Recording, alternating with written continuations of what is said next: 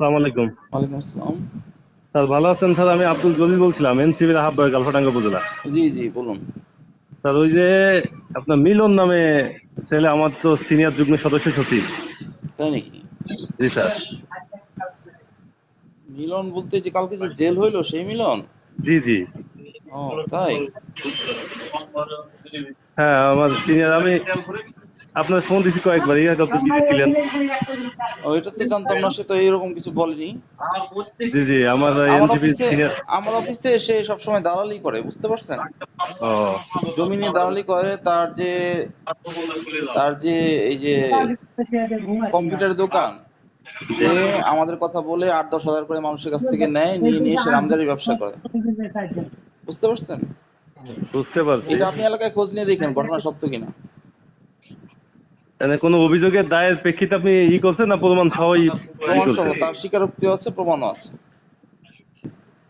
ও এবং সেটা আজকে থেকে না, আমাদের ভিডিও রেকর্ডিংও আছে। সে দীর্ঘদিন যাবত এরকম করছে। আমরা এর আগে 2বার তাকে সতর্ক করেছি যে বয়স যেহেতু কম, ভাই তুমি এগুলো করো না, এগুলো ভালো কাজ না, তুমি অন্য কিছু করো। তাকে 2বার সতর্ক করা হয়েছে, তাকে জিজ্ঞেস করে দেখেন। ও, যদি অভিযুক্ত থাকে এখন তো আর কি করার। জি জি। এগুলো তো ঠিক না, তাই না? একটা মানুষের, গরিব হ্যাঁ মানুষের কাছ থেকে 8-10 হাজার করে নিয়ে, হ্যাঁ, তাকে এরকম দলিল করা, তার কাছ থেকে এরকম নামজারির জন্য টাকা নেওয়া, এগুলো তো ঠিক না, তাই না? এটা তো অবশ্যই ঠিক না, এটা তো আমি বলতেছি ঠিক না। আর উনি তো আর্থিকভাবে সচ্ছল পরিবারের, উনি হ্যাঁ এরকম সবসময়। কাজ কেন করবেন?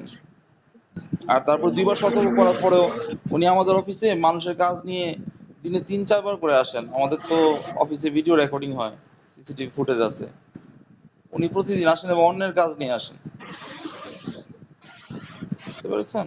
এমনি স্যার আর কোনো সুযোগ দেওয়ার কোনো অপশন নাই নাকি? ভাই আপনারা যদি এই যে অবৈধ কাজে যদি আপনারা সুপারিশ করেন, তাহলে ভাই আর কি বলবো, তাহলে আর দেশ ভালো হবে কিভাবে? অবশ্যই, এটা তো আমি বলি না, আমার দলেরও সিনিয়র যুগ্ম সদস্য এই সচিব দল আমার। টল বাদ দেন, আগে আগে দেখেন যে মানুষটা ভালো কিনা, কাজটা সঠিক কিনা, এটা দেখেন। দল মানুষ পরে। তো মানুষ তো আমি আপনার খারাপ, সেরকম হয়তো কিছু খারাপ কাজের সাথে লিপ্ত, কিন্তু ম্যান হিসেবে সে অতটা না হয়তো, খারাপ কাজের সাথে লিপ্ত হয়ে গেছে এখন এরকম। এখন হচ্ছে এখন যদি আমার এই যে আশেপাশের দোকানগুলো, যদি টাকা নেয় আমার কথা বলে, তখন তো আমার বদনাম হয়, আমাকে তো এগুলো থামাতে হ্যাঁ হবে। অবশ্যই অবশ্যই। এই আর কি। গতকালকে তার পরিবারের সাথে কথা হয়েছে। জি। ঠিক আছে ভাই।